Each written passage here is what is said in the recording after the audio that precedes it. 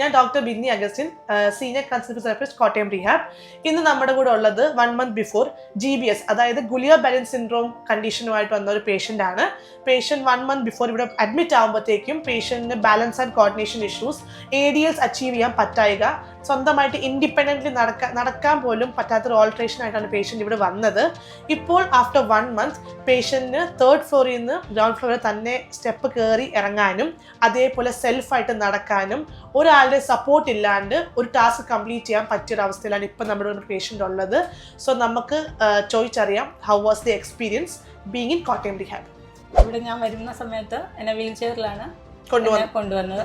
അമ്പലഗിരിയിൽ എനിക്ക് നന്നായിട്ട് നടക്കാനൊന്നും പറ്റില്ലായിരുന്നു. ഫുഡ് കഴിക്കാനാണെങ്കിലും ഞാൻ ഇവിടെ വന്ന ശേഷമാണ് സ്റ്റാർട്ട് ചെയ്തത്. ലിക്വിഡായിട്ടായിരുന്നു കഴിച്ചുകൊണ്ടിരുന്നത്. സോളിഡ് ഫുഡിലേക്ക് മാറിയിട്ടുണ്ട്. ജീവിതത്തിലേക്ക് വരുമോന്ന് പോലും ഡൗട്ടായിരുന്നു.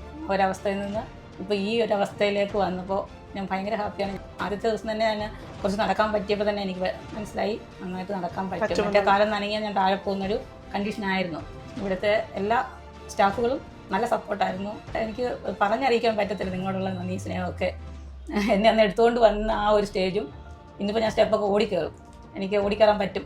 ആ ഒരു ഇതിലെത്തിയത് ഭയങ്കര സന്തോഷമുണ്ട്. അതിന് വൈശാഖ് സാറിനോടും എല്ലാ ആൾക്കാരോടും